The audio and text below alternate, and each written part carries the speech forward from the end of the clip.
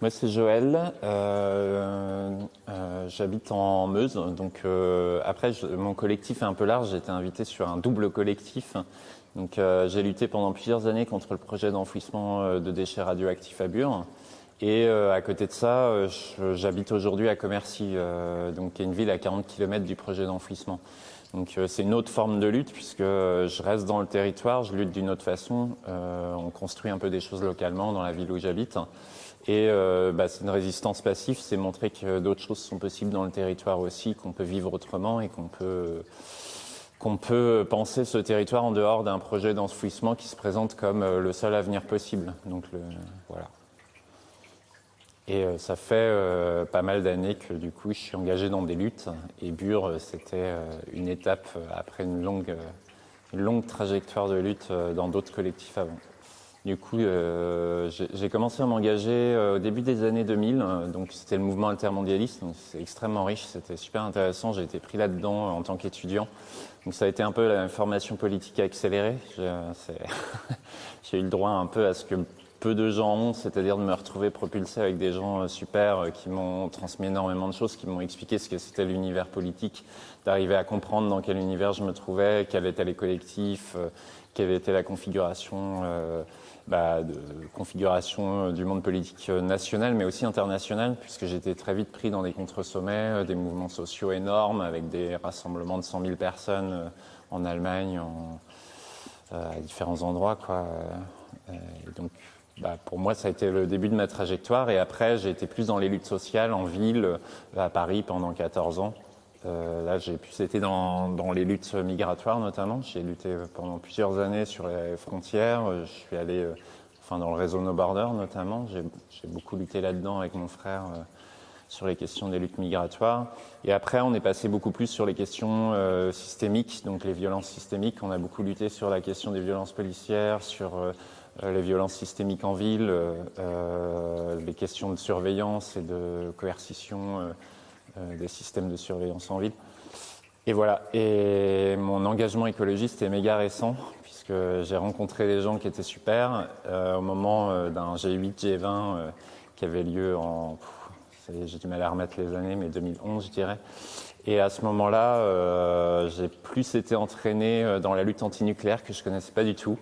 Et de surcroît dans les luttes écologistes, donc le soutien à Notre-Dame-des-Landes. Donc ça a été très rapide. En quelques années, je me suis laissé entraîner là-dedans jusqu'au cou. Et finalement, je me suis installé à Bure au bout de quelques années, mais là, je fais très accéléré. C'est plus complexe que ça.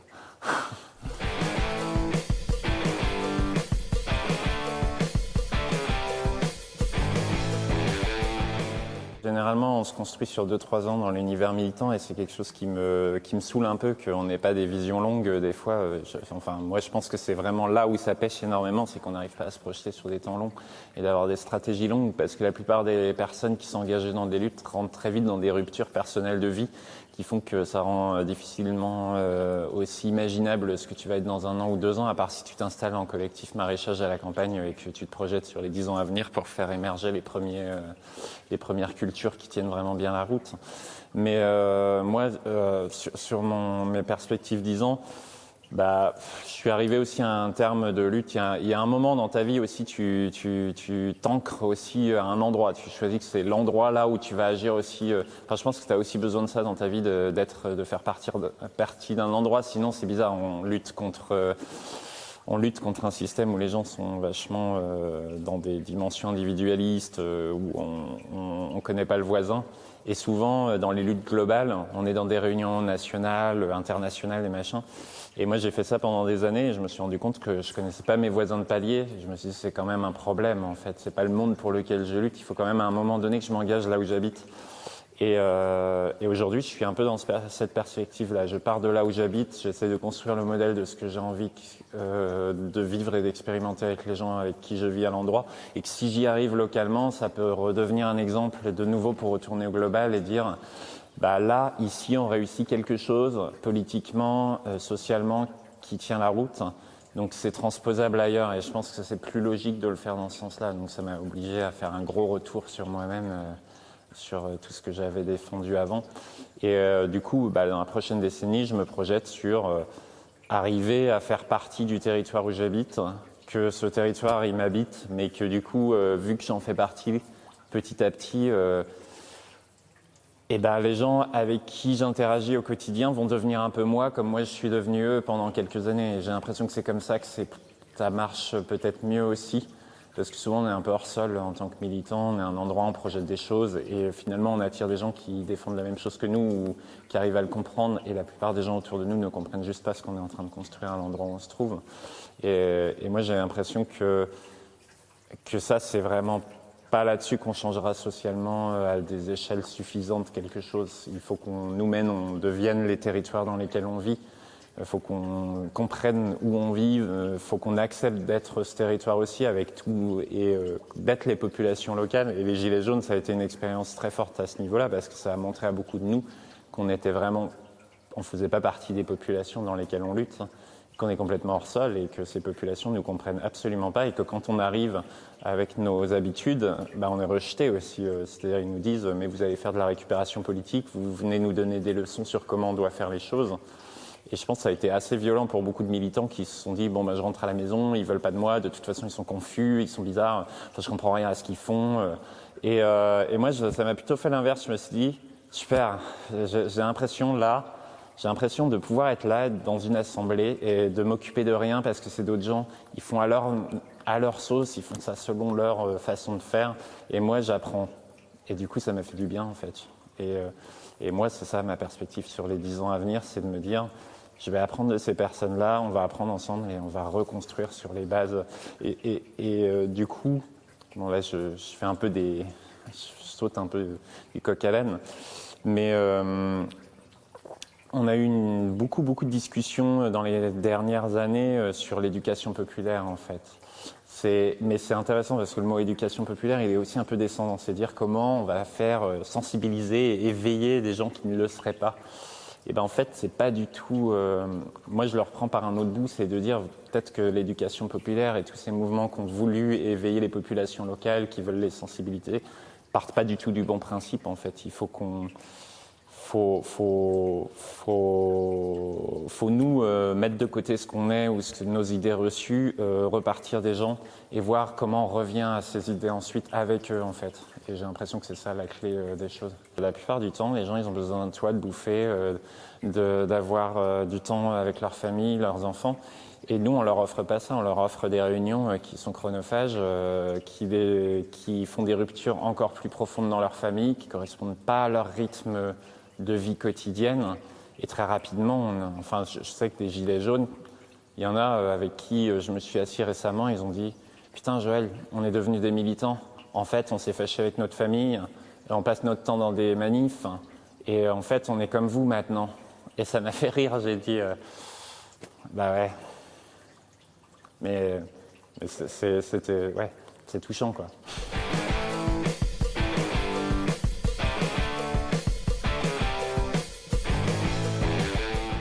Les luttes de rupture, les luttes de ZAD, sont des luttes de gens qui ont un temps considérable pour lutter. Les luttes syndicales, c'est déjà des luttes de gens qui prennent du temps sur leur soirée après le boulot. Et du coup, si tu redonnes pas du temps aux gens, tu arriveras pas à reconstruire vraiment fondamentalement des choses. Et ça, c'est la victoire du capitalisme, d'avoir ôté du temps aux gens. Et je pense que c'est ça la limite la plus grande que je vois dans tous les gens avec lesquels je veux construire des choses, c'est leur manque de temps. Et maintenant, en plus, on a toute la dimension réseau social, information, qui est une espèce et les séries télévisées qui captent les gens à un niveau... ils n'ont plus de temps pour rien, en fait. Et ça, c'est vraiment la plus grosse limite que je vois. Donc il faut redonner le désir de faire des choses en dehors de... il faut redonner envie de se retrouver autour d'une table, de faire des pique-niques l'après-midi. Et pour ça, il faut recréer une vie d'abord conviviale et pas proposer des réunions aux gens. Mais il faut reproposer des après-midi où ils se disent « Ah, mais finalement, c'est vraiment cool d'être ensemble dans le jardin et à discuter de choses, de tout et de rien. » Et à partir de là, repartir sur du politique, en fait.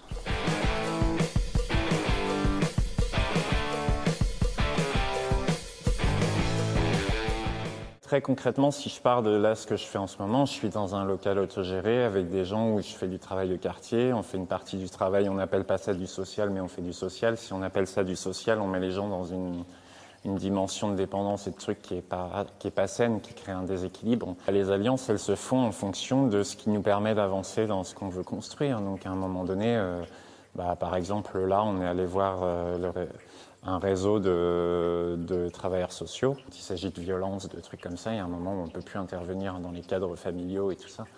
Donc ça, typiquement, ça crée des alliances de fait. Puis après, il y a les alliances politiques, c'est-à-dire à un moment donné, c'est parler de ce qu'on vit et de ce qu'on fait parce que ça peut inspirer d'autres gens. Et par exemple, moi, je suis là aussi pour ça ici.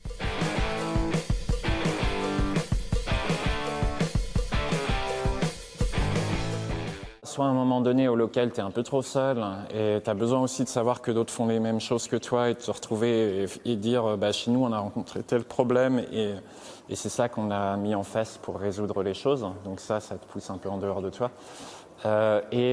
Du coup, comme exemple, par exemple, chez nous, un commerciste est connu pour ses madeleines, justement.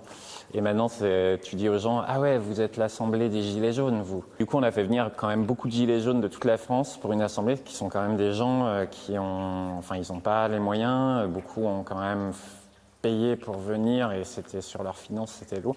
Et ça crée d'autres choses. C'est-à-dire qu'ils s'inspirent entre eux. Et là, il y a des Gilets jaunes qui ont lancé une initiative à un endroit. Les autres n'avaient pas du tout pensé à un truc comme ça. Ils vont le faire aussi parce qu'ils se disent « Ah, mais c'est trop bien ce qu'ils ont fait là ». Et je pense que c'est ça l'intérêt de sortir de l'entre-soi et du local aussi. C'est d'interconnecter les échelles locales. Mais pour moi, c'est interconnecter les échelles locales et éviter le truc de réseau global qui est surplombant et qui dit voilà, on fait un réseau d'organisation nationale et on va avoir des super stratégies territoriales. Moi, c'est vraiment un truc, c'est complètement hors sol en fait. Enfin, ça doit partir du local vers le global. Ça, j'en suis convaincu, et pas du global vers... c'est après. On revient du global vers le local. Une fois qu'on a discuté ensemble à un niveau global où on met en commun les choses, on peut élaborer des stratégies, les rediffuser, essayer de faire des rencontres de collectifs sur une même thématique, ce qui donne de la force collective. Et à un moment, on a plus de force, on fait un rapport de force au niveau national. Et là, oui, ça a du sens, mais pas dans l'autre sens, quoi.